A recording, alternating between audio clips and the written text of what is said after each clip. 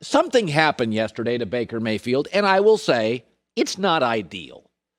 I mean, let's be honest. It's not ideal. Kevin Stefanski won't be on the sidelines, his head coach, play caller, and they'll be missing a really, really good guard and a backup receiver. It's not ideal. But let's not make any excuses.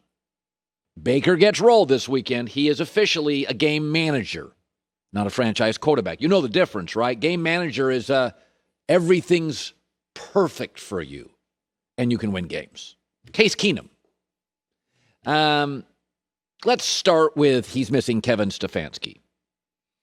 Sean Payton may be the best play caller in the NFL. It's funny, they didn't work as well with Taysom Hill as they did with Drew Brees. Kyle Shanahan's probably the second best play caller in the NFL. He is 7-27 in the NFL when Jimmy Garoppolo's not playing. Josh McDaniels, that guy can call plays. It's funny, they didn't work well this year without Brady. The quarterback drives the bus on that, not the play caller. Bill Walsh's plays, the great Bill Walsh's plays, were never quite as crisp outside of Joe Montana. Well, he's missing a top guard. Aaron Rodgers this year didn't have David Bakhtiari, the best pass-blocking left tackle, for several games, 4 or 5. He threw for 15 touchdowns and no picks. This past weekend, they didn't have David Bakhtiari against the Bears' pass rush and defense. He had 4 touchdowns, no picks, 79% completion percentage, 148 passer rating. Patrick Mahomes has not had Mitchell Schwartz, a Pro Bowl offensive lineman, since week 6. He's not lost a game. Think Josh Allen would unravel because he's missing a wide receiver who's a backup and a guard. By the way, Lamar Jackson's missing the best pure left tackle in football, Ronnie Stanley. He's actually gotten better without him. That's because Aaron Rodgers and Lamar Jackson and Josh Allen, they're franchise quarterbacks. They're not game managers. See, because the world's not ideal. This is the way it works in the NFL. You play in crappy weather. Oh, Baker did a couple of times in Cleveland. They couldn't score. You're missing a left tackle, Ronnie Stanley, David Bakhtiari. You're missing a star receiver. Sometimes with COVID, you miss a coach. Baker, no excuses. You get rolled, you're a game manager. I don't want to hear about a backup wide receiver and a guard. The other advantage Cleveland has here is Stefanski. They got 5 days prep for this. So the quarterback coach, who's been around, really good quarterback coach, been around the NFL for over a decade, is going to call plays. The first 12 to 15 will be scripted. Those are the play calls. That's what the late Bill Walsh did. He scripted the first 12 to 15 plays, so the Niners played with a lead. Games are different when you play with a lead. Ask Lamar Jackson. Great player, better with a lead than trailing. All quarterbacks, we've looked it up, done this topic, are better with a lead than trailing. And the first 12 to 15, Stefanski, Van Pelt, they'll be scripted. And then play calling is completely, utterly overrated. The other break the Browns get, they're playing the Steelers. There's no tricks here. Play calling's not winning the game. Players are winning the game. That's why the Steelers gave Big Ben and TJ Watt the day off. They're best players. They probably will run 75% of the same plays they ran last week, and so will the Browns. The Vegas line moved a point for missing Kevin Stefanski, the best guard Cleveland has, and a backup wide receiver. I don't want to hear about the excuses. I'm seeing all these built-in excuses. Josh Allen would not completely unravel if Sean McDermott wasn't on the sidelines. He was missing a guard and a backup wide receiver.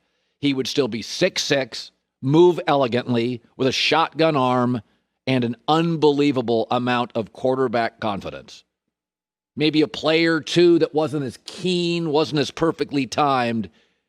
But if Baker gets rolled, everybody in this league, Case Keenum, when everything's perfect, when everything's ideal, can win games and playoff games. Let's see you go do it. Go be a leader. So Trevor Lawrence, Clemson quarterback, has officially declared for the draft. That's not a big shocker.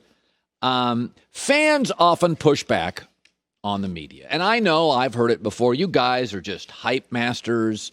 It's just about hype. You guys are hype, hype, hype. That's all you guys do is a hype, hype, hype. And hey, I'm not listening. Over the course of doing 3 hours, 250 times a day, sometimes, I fall into a theatrical phase or a goofy phase, and I'm a little over the top on games I pick or blah, blah, blah. But we're not wrong on this, and here's where the media is not wrong. When we guarantee you that this blank athlete is an all-timer, I don't think we've ever been wrong. There have been 8 athletes in my life where not only did you talk about them when they declared for a draft, you talked about them for years at the college level or amateur level. And the 8 are John Elway and Peyton Manning and Sidney Crosby and Shaq and LeBron and Tiger Woods and Bryce Harper and Andrew Luck. I don't want to hear about Bryce Harper underachieving. He's a 6-time All-Star.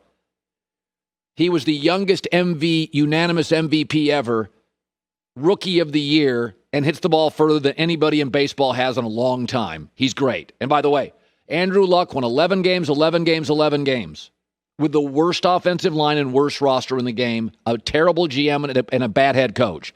Tom Brady's great. He could not win 11 games with that unit. He couldn't. There's no way.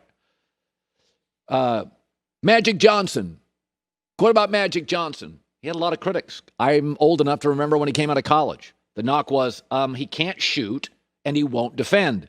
He still never defended well. He got better at shooting. Kobe Bryant was picked 13th. Michael Jordan.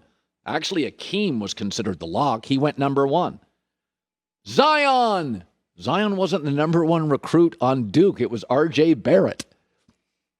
When we go out and say, no, that is all time. That's what we did with Sidney Crosby. 3 years before he came out, there were Sidney Crosby articles. Bryce Harper, cover of Sports Illustrated in high school. LeBron James, the chosen one. I remember Tiger Woods had an agent at 11. I lived in Portland, Oregon. He won a junior tournament in Beaverton, Oregon. He goes, Pumpkin Ridge was the name of the golf course, if I recall right. Beautiful course. Played golf poorly there many times. And I remember people saying, well, that's the greatest golfer of all time.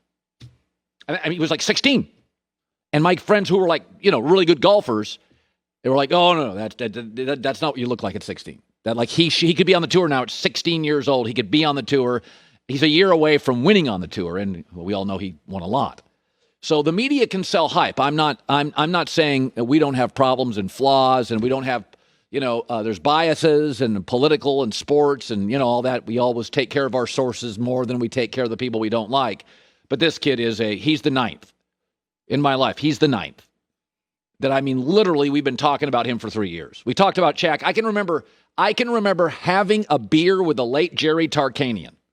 I remember this at Sharky's.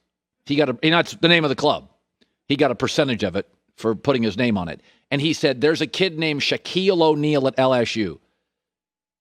He said, he will fundamentally change the league. Shaq was a freshman at LSU. He's going to literally change the sport. You'll not be able to guard him. He goes, wait till he gets strong in a weight program. So Trevor Lawrence is going to be really good. With the right coach and GM, he's going to win Super Bowls. If they just screw up and get him average people, he's going to be a Pro Bowler. I said this last week. I said it was Zion, and Zion is not this good. I said Zion would be a top 25 player at some point his first year, and he was. He'll be the 12th best quarterback in the league, 10th, 12th, 13th, 14th, if he just gets a competent coach. A little protection and a competent coach right out of the chute. Hi, everybody. Thanks for watching. Subscribe here to get the latest from the show. Also, be sure to check out more of the best clips from The Herd or go watch a few segments from other shows on FS1.